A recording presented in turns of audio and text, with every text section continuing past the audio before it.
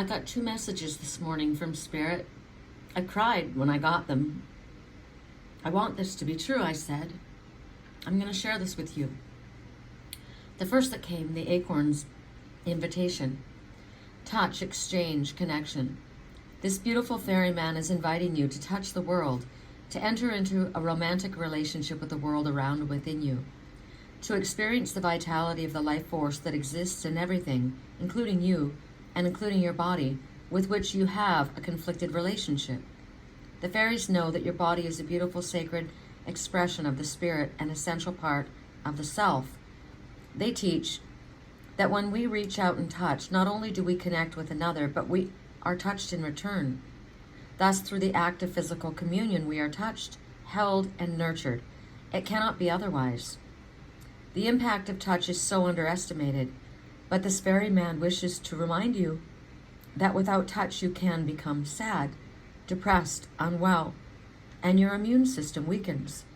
The touch of the fairies is also touch, slightly different to that of human on human, but it is physical and energetic exchange nonetheless. While you are alive in your current form, this fairy wants you to know that you must touch and be touched to be whole. Physicality is your friend. Hug, hold hands, rub a back, get or give a massage, rub feet and connect. Allow a butterfly to alight on your finger. Pet a dog, stroke a cat. Look into someone's eyes while you sit with knees touching. For this touching is healing, and touch has the ability to uplift us, comfort us, soothe us, cure us, and make us vibrate with bliss. Touching is an absolutely mutual act. As we touch, we are touched in return. Therefore, it is a way of exchanging energy. There is no way to touch another human without being touched in return. There's no way to touch anything without being touched in return. And that is why experiencing the physical without guilt, judgment, fear, and shame is an experience of the fairy realm, one which they can teach us so much about. The fairies teach us that the world of the earth, the material world, is, when created consciously and with respect, a precious gift of the spirit.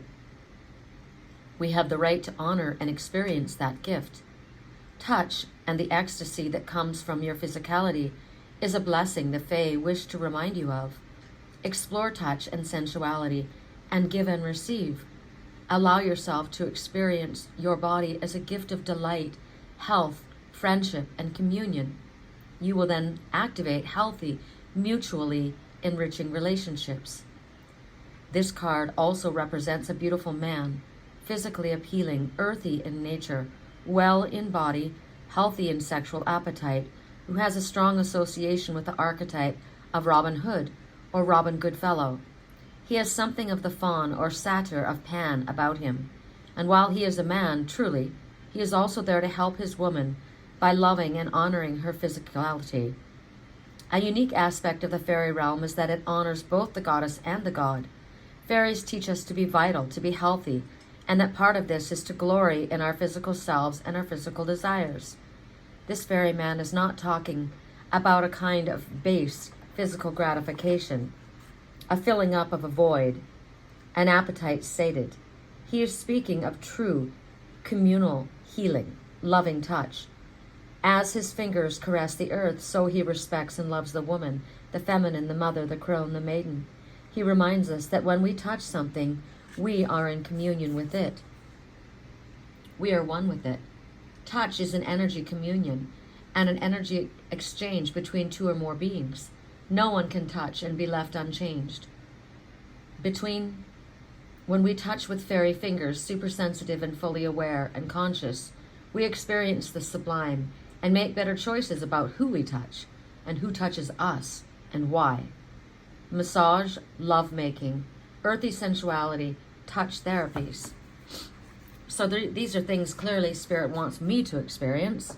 Obviously, I'm sharing this message with you, and if you connect with this energetically, if this, you get a feeling from this, and Spirit will tell you if this is your message, then take the advice given and allow, and give to yourself as well. With the fairy lovers,